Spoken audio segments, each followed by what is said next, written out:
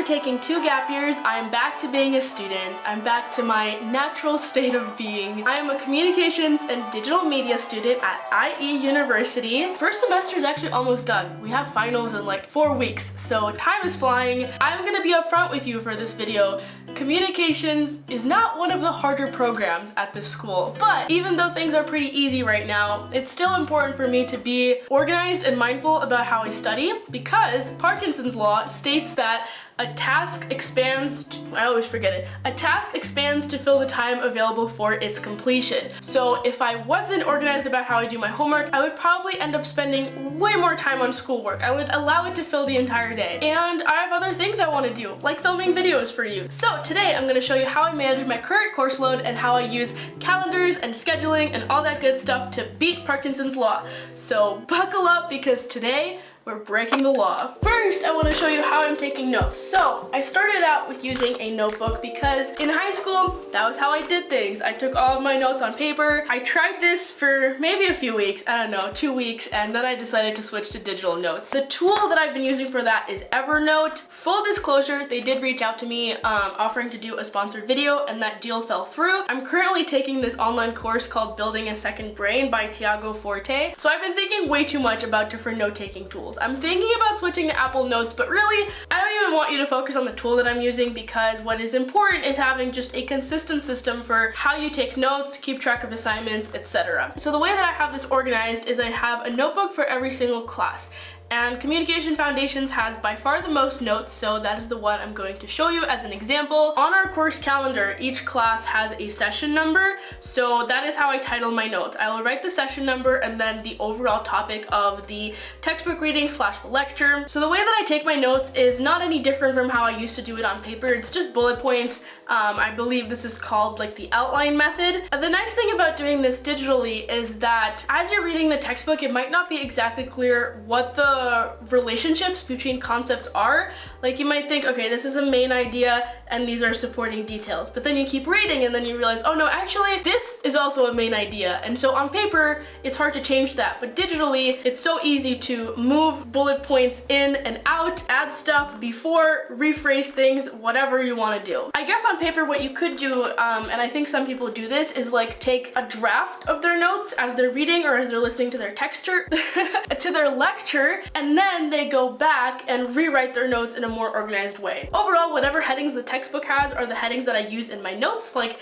the development of the post-positivist effects trend. Any vocabulary words I will bold and put an equal sign just for consistency and so that they stand out when I'm reviewing. That's pretty much it. I do like to use some highlighting. When I did paper notes, I would use orange for vocab, pink for headers, and then yellow for important information. And more or less, I've been trying to do that here as well. Why is this not changing color? It should cycle through different colors. So after I take the initial notes, I will go back one day or a few days later to do the highlighting. And this is a really good opportunity to also just reread through everything and review it. Evernote also has a tasks feature. If you do Command T, you can create a to-do. So what I've been doing is anytime I get a homework assignment, I will put it in the note for the session for which it is due. Like if I have to do a textbook reading before session 18, I will put that task in here. I can also set the due date. The really nice thing about Evernote, and one thing I'm gonna miss if I decide to switch away from it, is that you can see all of your tasks compiled here. So everything for every class, I like to have it sorted by date so that I can see what's due today, tomorrow, next week. Another nice way of keeping track of all your homework assignments in one place, and this is what I'm gonna do if I end up moving my notes to Apple Notes, is the Stickies app. I'm a big fan of Stickies in all forms, physical or digital. So this is a Mac app, and I just created one sticky note where I write the due date and then what the assignment is, and just keep a running list, delete stuff as soon as I finish it. And I finished my self-portrait yesterday, so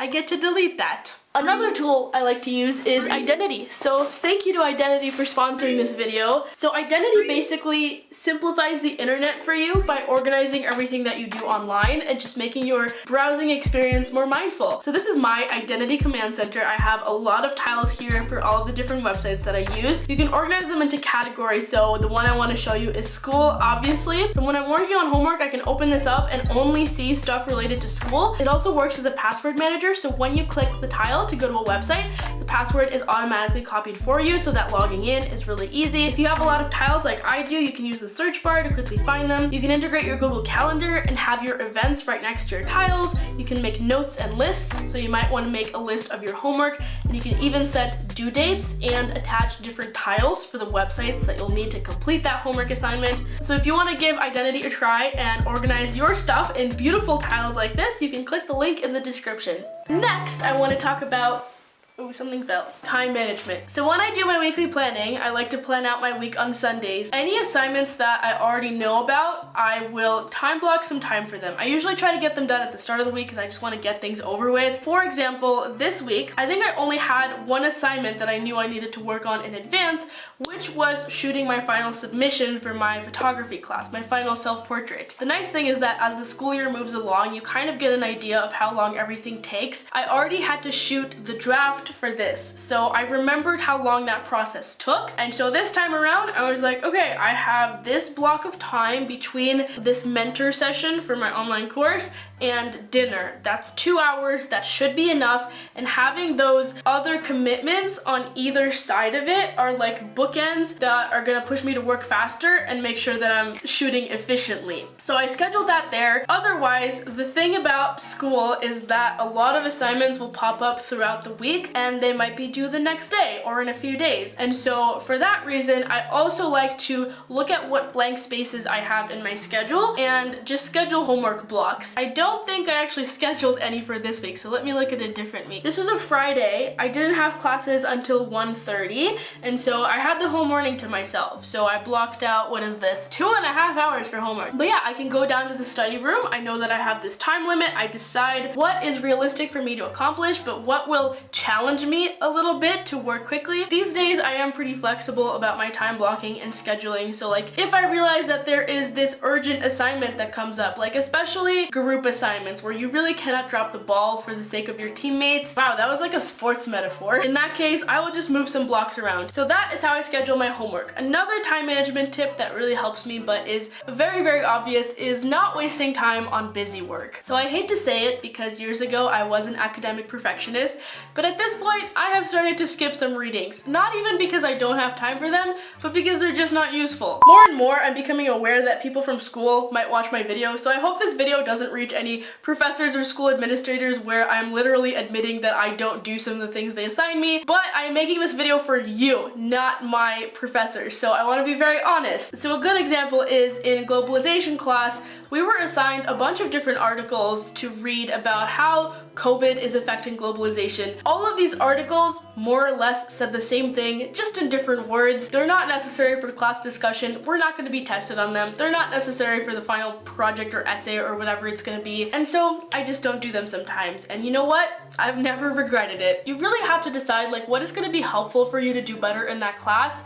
Or if it's not even going to be helpful to your grade, maybe it's just a class that is important to you because it is very interesting or directly ties into like what you want to do in the future. And so in that case, I also would do the readings. Another time management thing that helps me, again, do not rat me out for this, is doing other stuff in class. So in a class where we're allowed to have our computers and the lecture is like not helpful to me, I will work on other assignments or answer emails or any number of other things to better utilize that time. If the professor tells us to put our computers away, then I will pull out my notebook and start like brainstorming a video or journaling or again, anything that would be a better use of time. Okay, next I want to talk about study techniques. This is the fun part, I think, because this is sort of like hacking your brain, hacking the studying process. So if you want to go in depth into a bunch of study techniques, I have an 8 study tips video, but for now I'm just going to talk about the ones that have been especially useful for me this school year. So the first thing is a concept you've probably heard a lot about. It's called active recall. So the idea of active recall is that you should be actively testing yourself to recall information. So the best way to explain this is to give an example. If you have a bunch of vocabulary words and definitions that you need to memorize, one way to go about doing this is to write it out on a piece of paper and just like read through that paper over and over again. Another way to do it is to make flashcards. Put the vocab word on one side, the definition on the other, and go through them over and over. But the key here is that you attempt to answer it before you look at the answer. You're really challenging your brain to see if it can come up with the answer on its own. This is so effective for memorization. It makes studying so much more efficient. So really the main place that I've used this technique so far is for my Communication Foundations midterm. Our professor gave us this big study guide to fill out the definitions for key terms, answer a bunch of questions about concepts, come up with examples that illustrate those concepts. The temptation there was to pull out that study guide and immediately go to my notes and the textbook and just start filling it in. But I knew that the studying would be a lot more effective if I first tried to get through as much of the study guide as I could without referencing any materials, just seeing what I could remember on my own. And that is not easy. It's tiring. Like, it literally feels more tiring to your brain to have to come up with information out of thin air, but that is why it's effective. It's like exercise, where if you are working harder and it's more tiring, you're gonna see better results and results faster. Another thing I like to do, this is more about just not getting tired and keeping your brain refreshed, is working on homework in short chunks. So again, that study guide is a really good example. It was a really long study guide, and to do it in one sitting would have been exhausting. So I think when I did it, I split it into half. I tried to fill out half of it, then I took a break for a day, came back, filled the second half, took another break, and then I filled out the parts that I could not remember on my own. And then a side benefit of doing it that way in like 3 separate sessions is that you're also sort of accidentally implementing spaced repetition. So spaced repetition is, again, I'll use the example of memorizing vocabulary. Instead of just studying your vocabulary for hours the day before the test, or just hours the day after the class and never again, the best way to structure your studying is to review it right after class, then review it like the next day, in a few days, in a week, in a month. So there's this thing called the forgetting curve. After you learn something in class, that knowledge is gonna very quickly drop downwards. And so what you're doing the next day is you're reviewing to bring yourself back up to that level of knowledge that you have in class. That forgetting curve is going to be less steep, so in a few days you bring it back up, in a week you bring it back up, and basically you're just maintaining that level of memorization. The more separate occasions you're engaging with that material, the more reinforced it's going to be in your brain. And then finally, I don't think this is something I talked about in my 8 study tips video, so this is an exclusive that you get. So for example, someone in the group chat asked if anyone could explain the difference between conglomeration and concentration in the media industry. And this was also something that was tricky for me when I was doing the reading, so I was like, why don't I go and answer it and check to see if I understand it. So I ended up spending like 20 minutes. I thought it would be a really quick thing to write out, but as I was writing my answer, I realized my understanding was not complete. So I was like reviewing and going to different websites to find examples. I wrote multiple paragraphs for them, and I hope that that helped them, but also more selfishly, it really helped me, because by the end of that, I had like a solid understanding of the difference. So just any chance that you have to explain something to someone, like sometimes I'll be calling my family and they're like, what are you doing in your classes? And I start to sort of like review the concepts and the theories that we're learning by trying to explain it, or just talking to my friends who are in other degrees and we're talking about what we're learning. So one thing that I've sort of noticed as I've been taking these classes and seeing what college is like is that my classes sort of fall on this, let's call it a matrix. There are classes that are very structured. They remind me a lot of like certain AP classes that I took in high school, like AP World or AP Psychology, where it was like you go home, you do a textbook from the reading, you listen to the lecture, you memorize the concepts and the vocabulary, you take an exam, you write an essay. On the other end of the continuum are classes that are just very different. Like I would put most of the art classes that I've ever taken here. It is a very different like mental mode to be working on an artistic creative assignment than to be taking notes and memorizing stuff. And then in the other direction, I have the classes that are personally very important to me because they are interesting, because they are what I expected to learn in a media degree, because they're useful for my future career. And then on the other end of the spectrum, we have just the classes that I label as a waste of time. I mean, no offense, but like if it doesn't fit any of those criteria, it's not interesting, it's not useful, it's hardly related to media. I'm just trying to get by on as little effort as I can. And so where the class falls on the continuum, I feel like sort of determines the techniques that I use for it, how I approach that class. Right, now I have to remember where I placed all of these continuums. Okay, so for example, communication foundations is all the way up here. I freaking love this class. It's also very structured, very academic, and so this is where, I mean, all of my examples for spaced repetition, active recall were for this class for a reason. That's where that comes in most handy. Two other classes I have are globalization and writing skills, and these are gonna go, those are pretty academic, but not useful at all. So these are classes where I'm just really critical about everything that's assigned to us. I'm really trying to decide, is this gonna be useful for me or should I just skip it? And also setting time limits for myself to make sure that I'm not spending too much time on any assignments. I'm just not gonna get that much academic value out of it. Writing for media is an interesting class. I would say it falls more on this end because all we do is write. There are no exams, no readings. It's just writing and then editing that writing, and also like going out and reporting and stuff like that. It is pretty interesting to me, so I place it kind of here. For such a writing heavy class, one of my main strategies is to take advantage of any opportunities that the professor provides to get feedback. Photography and videography, I think I'd put in pretty much the same place.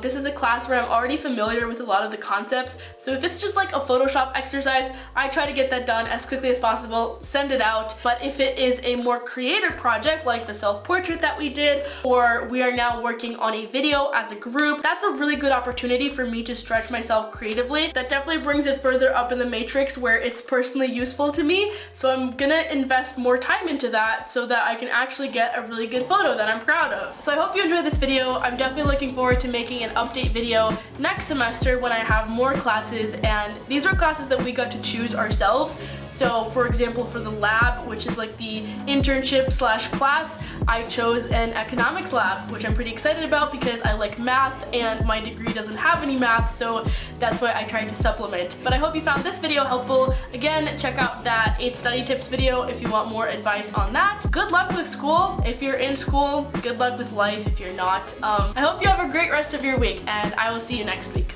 Bye!